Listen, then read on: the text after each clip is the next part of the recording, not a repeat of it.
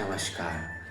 শ্রীমদ্ ভাগবত গীতা অষ্টাদশ অধ্যায় মোক্ষযোগ শ্লোক 37।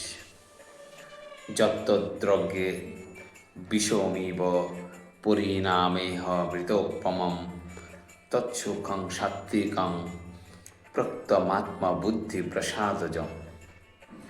যৎ অর্থাৎ যে, তৎ অর্থাৎ তা, অগ্রে প্রথমে, বিষম ইব বিষের মতো, পরিণামে অবশেষে, অমৃত অমৃত, উপমম তুল্য, তৎ সেই, সুখম সুখ, সাত্ত্বিকম সাত্ত্বিক, প্রক্তম কথিত হয়, আত্মা সম্বন্ধীয়, আত্মা সম্বন্ধীয়, বুদ্ধি প্রসাদজম নির্মলতা থেকে জাত।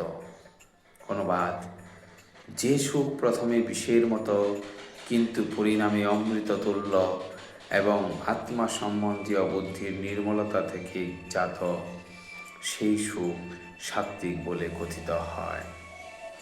তাৎপর্য: আত্মজ্ঞান লাভের পথে মন ও ইন্দ্রিয়গুলিকে দমন করে ভগবানের প্রতি মনকে একাগ্র করবার জন্য নানা রকমের বিধিনিষেধের অনুশীলন করতে হয়।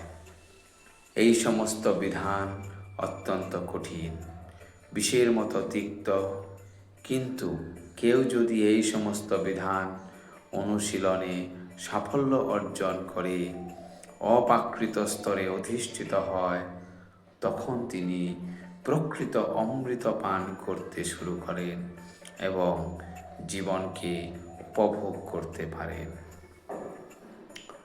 শ্লোক 38। বিষয়েন্দ্রিয় সংযোগং বিষয় ইন্দ্রিয় সংযোগাৎ যত্তৎ অগ্রে অমৃতফলম পরিণামে বিষমিব তৎসুখং রাজসং স্মৃতম।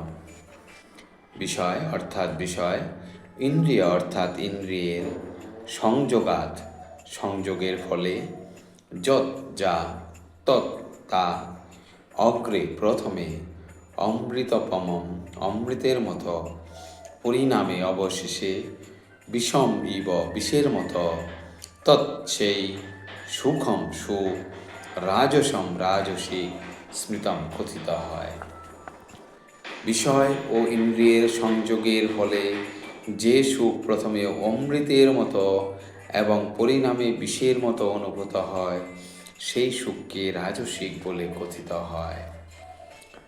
একজন যুবক এবং একজন যুবতী যখন পরস্পরের সান্নিধ্যে আসে, তখন যুবকটির ইন্দ্রিয়গুলি যুবতীটিকে দেখবার জন্য, স্পর্শ করবার জন্য এবং সম্ভোগ করবার জন্য তাকে পরচিত করতে থাকে। এগুলি হয়তো প্রথমে ইন্দ্রিয়ের জন্য অত্যন্ত সুখদায়ক হতে পারে, কিন্তু পরিণামে অথবা কিছুকাল পরে তা বিষবৎ হয়ে ওঠে। তারা একে অপরকে ছেড়ে চলে যায় অথবা তাদের বিবাহ বিচ্ছেদ ঘটে, তখন শোক দুঃখ আদির উদয় হয়। এই ধরনের সুখ সর্বদাই রজগুণের দ্বারা প্রভাবিত।